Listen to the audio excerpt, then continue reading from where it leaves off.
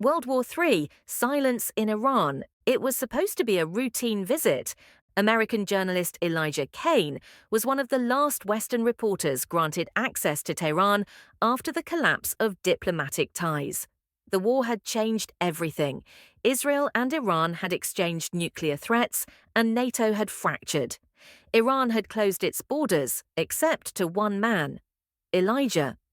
He wasn't just any journalist. He'd reported from war zones, broken high-profile scandals, and had contacts in every intelligence agency. So when the US State Department received a cryptic message from him, just 3 words, "Silence means murder," they knew something had gone wrong. Within hours, Kane was declared missing. A covert extraction team was dispatched. Their mission, recover Elijah Kane, dead or alive. When they arrived at the safe house where he was last seen, they found the front door ajar. No guards, no resistance, just silence. Inside, Kane's equipment lay scattered. His laptop was smashed. His voice recorder was still running. They played the last few seconds. "They know I'm here. If this gets out, the truth about..." Then a loud crash and silence. The team found his body in the next room. No visible wounds, no blood. Just Elijah Kane, wide-eyed, mouth slightly open, as if frozen mid-sentence. Time of death, approximately 3:17 a.m. Suspected cause, poison, administered in a way that left no trace. The Iranian government denied everything. They claimed Kane was never there. But someone was lying. The US intelligence community began its internal investigation. 4 individuals had interacted with Elijah in Tehran during his final 48 hours. One of them had to be the killer. Suspect 1, Roya Naderi, the fixer. Roya was a dual citizen, American and Iranian, a media consultant who arranged Kane's interviews, intelligent, soft-spoken, and politically neutral on the surface. But surveillance footage showed her arriving at Kane's safe house just hours before his death and leaving without saying goodbye. She claimed she brought him dinner, food that could not be recovered, poison perhaps. But she was also the one who contacted the embassy when he didn't respond. Suspect 2, Colonel Majid Farhadi, the Watcher, a high-ranking officer in Iran's counterintelligence unit. Officially, he had no contact with Kane. Unofficially, NSA intercepts picked up his name during conversations about controlling the narrative. Farhadi had motive. Kane was rumored to be investigating Iranian war crimes. If that truth got out, it could destroy what little credibility the regime had left. But Farhadi was also known to play a long game. Poisoning a journalist would be messy. Not his style, or was that part of the misdirection? Suspect 3, Nadia Vaziri, the scientist, a nuclear physicist turned whistleblower. Kane had planned to interview her the day after his death. She claimed to have evidence that Iran's new nuclear silos were funded by stolen humanitarian aid.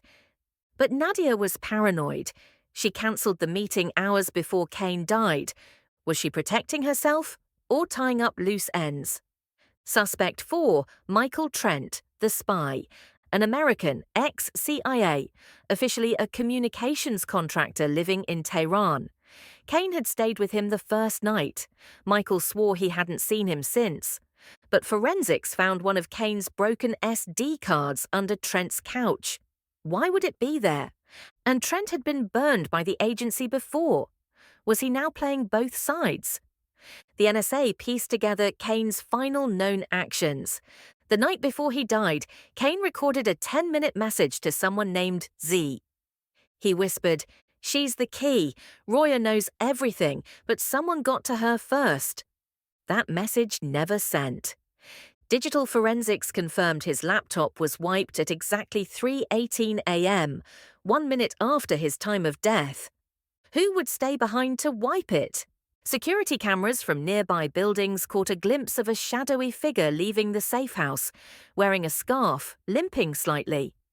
Only one of the suspects had a known leg injury, Michael Trent.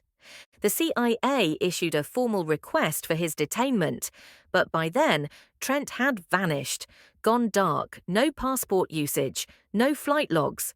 Until 2 weeks later, he resurfaced in Sweden under a false name, but when Interpol raided his safe house, they found him dead.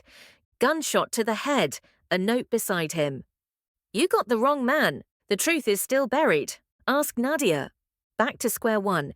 If Trent didn't kill Kane, then who did? Investigators reviewed Kane's audio files again. They enhanced the background noise. At the end of the last clip, after the crash, someone whispered a single word. "Roya." They brought her in again. This time, she didn't deny being there. "I brought him tea," she said. "That's all." But lab tests confirmed the teacup contained traces of thallium, a highly toxic substance, odorless, tasteless. When confronted, Roya's hands trembled. "Do you know what they would have done to my family if I didn't cooperate?" she asked, tears forming. "They said he was a threat to peace, that if he spoke millions could die." And so she silenced him. Roya Naderi, the fixer, the trusted contact, was the killer. Not out of hate, not even loyalty, but fear. The silence in Iran wasn't just political, it was enforced. With poison, with lies, and with death. Case closed.